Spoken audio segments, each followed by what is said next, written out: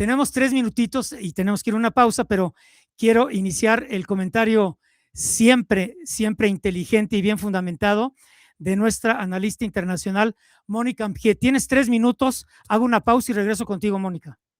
Perfecto, Oscar Mario, qué gusto de estar aquí contigo. Hoy vamos a ver cuando la presión en Medio Oriente deja de ser estrategia y se vuelve parte del sistema. Como lo sabemos, estamos entrando a una situación más delicada, a una fase en la que la presión deja de ser una herramienta política y se está convirtiendo en una dinámica estructural en donde ningún actor controla completamente los escenarios. Y eso es lo que hace este ajedrez político un momento especialmente peligroso.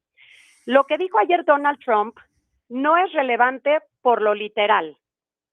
No anunció un ataque nuclear, no dio una orden militar concreta. Lo que hizo fue algo mucho más sofisticado. Volvió a colocar en una misma arquitectura conceptual a Irán.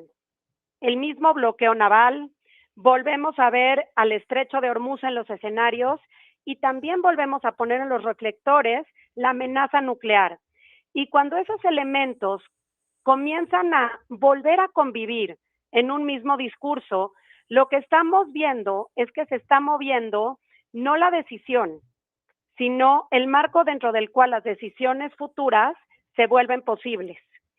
Y bueno, en Medio Oriente, las guerras rara vez empiezan con una declaración formal, comienzan de un segundo al otro, sin previo aviso, y empiezan cuando el lenguaje empieza a desplazar los límites de lo aceptable, los límites de lo humano. Primero se nombra la amenaza, después se legitima la presión y posteriormente se normalizan acciones que antes eran impensables. Y en ese proceso estamos hoy mismo. Estados Unidos e Israel con Irán, ¿no? Exactamente. Dame 3 minutos, regreso contigo. Estoy con Mónica Amgier.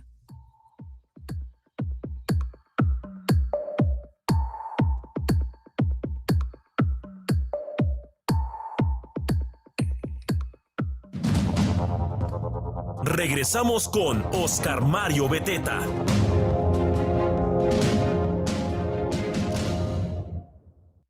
Bueno, regresamos con la doctora Mónica Amgier, especialista y analista internacional. Mónica, a ver, entonces retoma el tema de lo que está sucediendo en este momento entre Estados Unidos e Israel, que van juntos contra Irán. Yo creo que has definido muy bien lo que podría derivar en un enfrentamiento que nadie quiere. Adelante, Mónica. Muchas gracias, Oscar Mario. Pues bueno, Estados Unidos no está buscando necesariamente abrir nuevamente el frente de la guerra, pero sí está construyendo de manera muy inteligente un nuevo punto de quiebre. El bloqueo naval, como sabemos, no es solamente una medida económica, es una forma de presión que roza el umbral de acto de guerra sin cruzarlo completamente. Es asfixia gradual con margen de negación y al mismo tiempo es una señal muy clara. El tiempo de negociación sin costo se terminó. Trump perdió la paciencia. Y bueno, por la parte de Israel, en el caso específicamente de Irán, está viendo que no aumente estos arsenales nucleares, tratando de destruir quirúrgicamente las bases nucleares y militares, y asimismo en estos momentos se encuentra pues en los límites del cese al fuego con Líbano. Y bueno, este análisis, si lo queremos ver desde una óptica más compleja, no podemos dejar de mencionar a Irán interno. Tenemos que analizar muy a detalle, Oscar Mario, a Irán desde dentro, porque la clave que muchos están subestimando es ahí donde se encuentra el foco de atención. Tenemos que entender que Irán ya no funciona hoy en día como un sistema político clásico, en donde hay un equilibrio relativamente claro entre esta teología, entre el liderazgo religioso, gobierno civil y aparentemente el aparato institucional. Hoy el centro real de gravedad de poder se ha desplazado hacia una estructura mucho más compleja y rígida, mucho más ideologizada y mucho más militarizada, que es la Guardia Revolucionaria. Y la lógica del conflicto va a centrarse aquí, porque cuando el poder está concentrado en un aparato de seguridad que combina intereses militares, económicos e ideológicos, la toma de decisiones deja de responder a cálculos tradicionales de costo-beneficio en el panorama político. En este tipo de estructuras, ceder no se interpreta como pragmatismo. Ceder significa debilidad y resistir, incluso bajo la presión más extrema, se convierte en un mecanismo de legitimidad interna. Y este es el punto más delicado del momento actual. Irán no solamente está reaccionando a esta presión externa, está utilizando esa presión a favor para sostener su cohesión interna en un contexto de desgaste económico, inflación, sanciones y tensión social. Y el conflicto en este sentido no es solamente un problema geopolítico, se vuelve también una herramienta de control interno extremo. Y cuando un sistema necesita el conflicto para estabilizarse internamente, el margen de desescalada se puede reducir drásticamente.